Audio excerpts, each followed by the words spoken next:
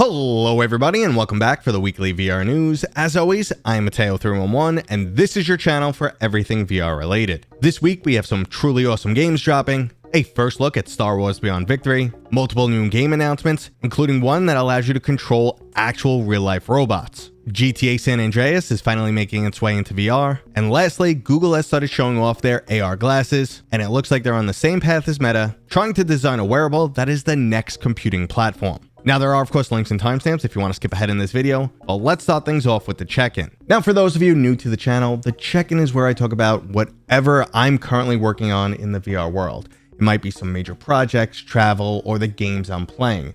Now, this week, I'm playing a bunch of unreleased titles, and they're all awesome, so there's going to be a lot of coverage this week. So if you're interested in that, looking forward to it, make sure to give this video a thumbs up and turn on notifications so you don't miss those upcoming videos.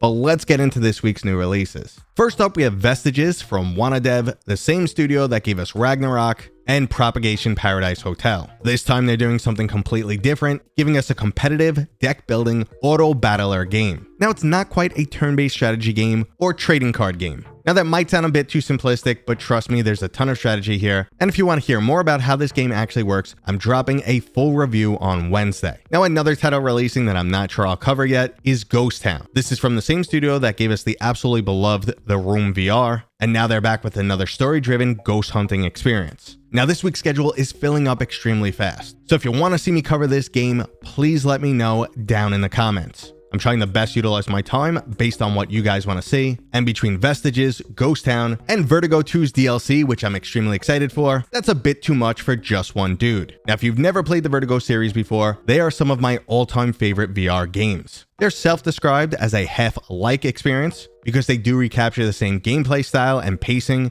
as the Half-Life series, but I always refer to these games as Half-Life meets Rick and Morty. Vertigo Remastered and Vertigo 2 are clearly passion projects. The overall attention to detail is insane, and I can't wait to see what the new story DLC, Into the Aether, brings to this overall package. Now, that's everything on the list for this week's new releases, but we did recently get a bunch of new exciting game announcements. First up, we have Virtual Skate, a brand new skateboarding sim designed to be the closest thing to real life without the rolled ankles or broken bones. As of right now, we only have a teaser trailer, so there's not much to break down, but for the skateboarding fans, this one looks pretty damn cool. Now, for those of you who love top-notch VR graphics, VNova Presence is looking to push boundaries with their new pre-rendered solution. This basically allows for 6DoF exploration of photorealistic environments. Now, I've previously demoed Contract VR, which is one of their projects, and I thought it was absolutely incredible, so there's some real potential here. If you want to try it out for yourself, there's currently some free demos on Steam, and I'm pretty sure you won't be disappointed with what they offer. And finally, our last project announcement takes VR to a whole new place. Rec will supposedly allow you to control true humanoid robotics. Yep, this is basically like that sci-fi movie Real Steel. I don't understand logistically how this will work just yet, but basically you put on your headset, pick up the controllers, have access to your own robot, and beat the crap out of somebody else. Now, this is insanely ambitious, and I'm absolutely rooting for it, but I don't know how they're going to make this work. But if robot boxing isn't for you, let's move into the game updates coming to Underworld Overseer and Trombone Champ. The dungeon and minion controlling real-time strategy game Overworld Underseer is getting a brand new free DLC, which includes 5 new levels. Additionally, they've introduced 5 new enemies, and the last level in this DLC is a special hour-long survival mode. Now, if you've never checked out Underworld Overseer, I highly recommend it. It's a really fun and addictive game, and it plays out a lot like the old-school title Dungeon Keeper. Now, for the Trombone Champ fans out there, the latest Get a Grip update introduces new trombones, cosmetic gloves, and a few additional features. Now, if you never played Trombone Champ, it's easily one of the most unique rhythm games out there, and as long as you don't take it too seriously, it's a lot of fun.